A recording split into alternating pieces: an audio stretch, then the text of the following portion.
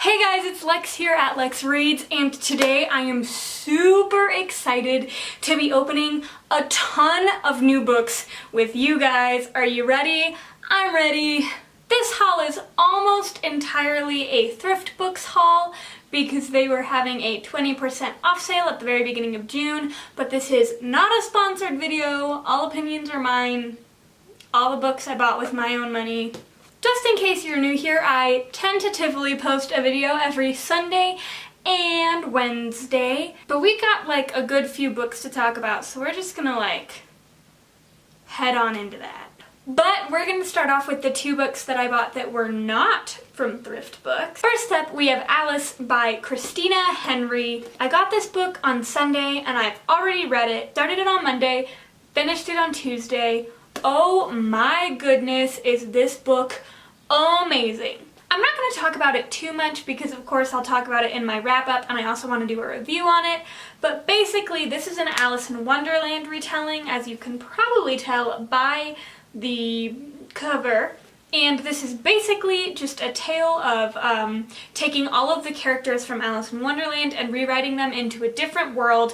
In this world we have the New City and the Old City. The New City, where all of the affluent, rich, and well-off, well-educated individuals live. And on the other side we have the Old City, which is ruled by five. They're essentially like mob bosses. So we have the Walrus, the Carpenter, Cheshire, the Caterpillar, and the Rabbit. When Alice was 16, she went on an adventure with her friend into the Old City, where she got kidnapped and sold to the Rabbit. After her escape, all she kept repeating was the Rabbit over and over and over again, and so her family sent her to an asylum in the Old City, where she stayed for the next 10 years. At the asylum, she meets Hatcher, the Mad Hatter, and in a fire they escape, and it is up to them to recover the pieces of their missing memories, as well as destroy the Jabberwocky that was set free alongside of them. The next book that I bought from Amazon is The Bear and the Nightingale, which Regan from Peruse Project has just been raving about, so I'm super excited to get a read in this. This book takes place in Russia. It is a blend of fantasy with magic and like kind of historical fiction, because there are historical elements, but it's set in a fantastical, magical sort of way.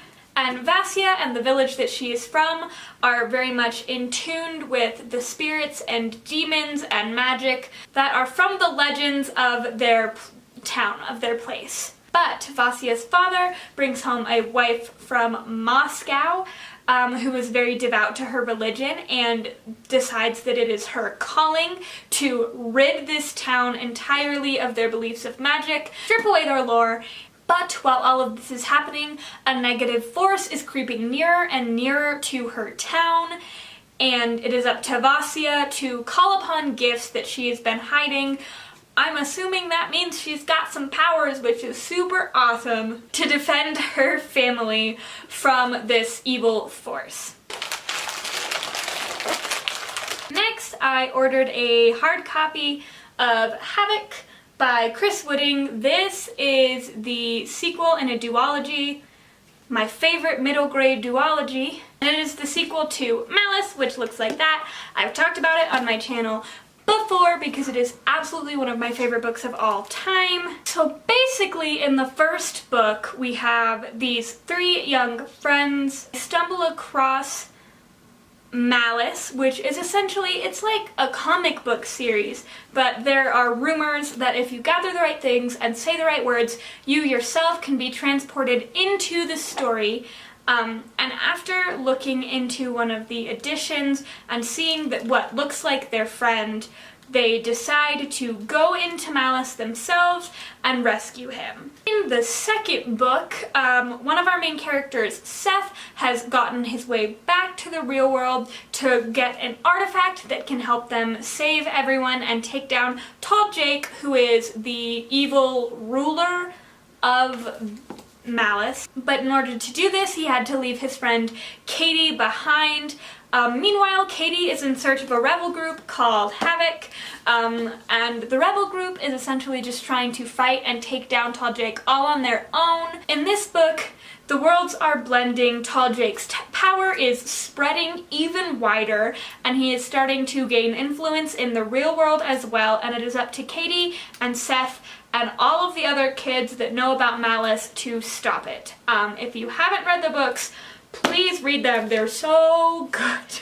Next, we have Jonathan Stroud's Lockwood & Co. The Whispering Skull. This is the second book in a pretty long series. They take place in London, where ghosts and spirits are taking over and wreaking havoc, and only young people, so children and young adolescents, are the only people with the psychic ability to stop these spirits. And so this series is an adventure series. Anthony and Lucy and George trying to rid London of all of these spirits. I haven't read the first one yet, but I saw that this was on there and I got excited, so I bought it. I ordered a new copy of Cinder because I had a really perfect, pristine copy, but I lent it to someone that I no longer talk to and they never gave it back, and I'm too awkward to ask for it. I'm probably going to end up getting another one because this one is not in the best condition. The copy that I wanted to buy got scooped before I could get it. Cinder is the first book in the Lunar Chronicles, a really fun set of fairy tale retellings, complete with magic and cyborgs and hovercrafts and all kinds of fun shenanigans. This book is a Cinderella retelling with Cinder, a cyborg who is a mechanic who sneaks into the ball, and just so many crazy things happen from there. If you haven't read the Lunar Chronicles, I highly suggest it. It's an awesome series. Alright, next up I bought Eleanor and Park by Rainbow Rowell. I should know a lot about this book because everyone has talked about it and a lot of my friends have read it. But all I know is that it's star-crossed lovery and it's a contemporary and that it's really, really sad. Like, that's literally all I know. But I really like really sad contemporaries. My favorite ever contemporaries are The Perks of Being a Wallflower and All the Bright Places. So, this seems up my street. I bought a copy of The Thousandth Floor. It didn't come with the dust jacket, which is fine. And of course, if I absolutely love it, I can purchase a brand new copy, you know. All that I really know about this story is that a lot of people have been comparing it to like sci-fi, futuristic Gossip Girl. I like Gossip Girl. Gossip Girl is fun. But that not only that, but that this book has 5 fairly distinct POVs, that it is rich in melodrama, that it's kind of trashy, but that it's really fun, that the world building is awesome. It is set in Manhattan in 2118, so about 100 years in the future. And Avery, I believe her name is, the like main character, lives on the thousandth floor of the Tower, which is the tallest building in Manhattan, and it's a giant apartment complex. I've also heard it's very chick-lit-y, but like chick-lit, but also sci-fi and fantasy, which is fun. I can dig chick-lit that is also sci-fi and fantasy. The next book is Passenger by Alexandra Bracken. You've probably heard of Passenger. This is a freaking time travel book. I'm so excited, and it's a series. I have been wanting to read this since it came out, basically, and I just never bought it for some reason, and I'm so excited to read this book. So Edda is our main character, and she's a violin prodigy, which also makes me really happy because I love it when musicians are protagonists, because I'm a musician. And she's found that she's been thrust very far from her home, both in location and in time. And my camera cut off and I lost the rest of my footage for Passenger and for the next book, so I'm just gonna give you a really quick rundown on that. So, like I said, Passenger, time travel novel. She's sent back to colonial times where she is sent off to find an object because they believe that she is the only person who can get it, and she goes on these crazy journeys through time and places in search of this object and finds some terrifying truths, etc. I'm excited, it'll be good. And there's also Since You've Been Gone by Morgan Matson about a girl named Emily. whose friend Sloan disappears at the beginning of summer and leaves behind only a to-do list, kind of like a summer bucket list for Emily to do. I think it'll be a fun summer contemporary read. I'm like filming and laying in bed.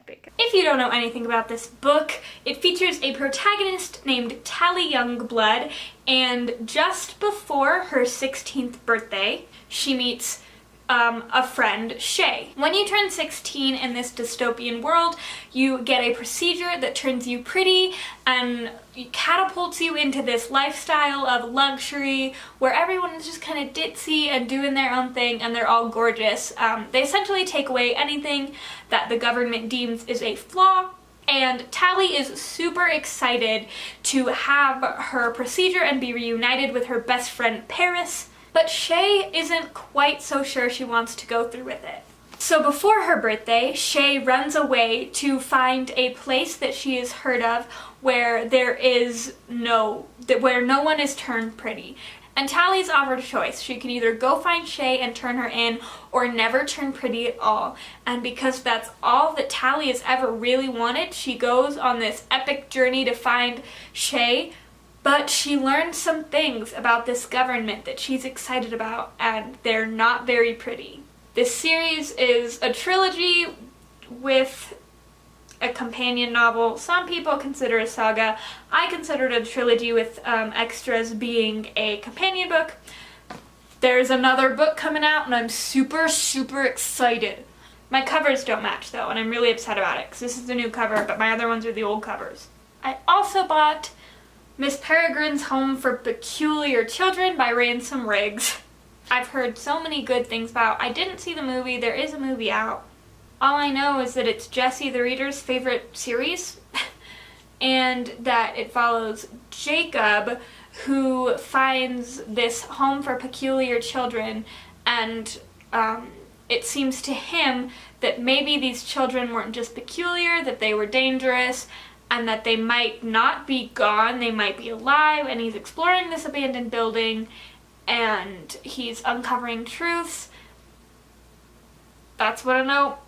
Following along with my sad contemporaries that I really love, this is Definitions of Indefinable Things. Emma at Emma's Books recommended this in a few of her videos. She's always said really good things, and once again, it seems in the vein of my enjoyment of contemporary novels.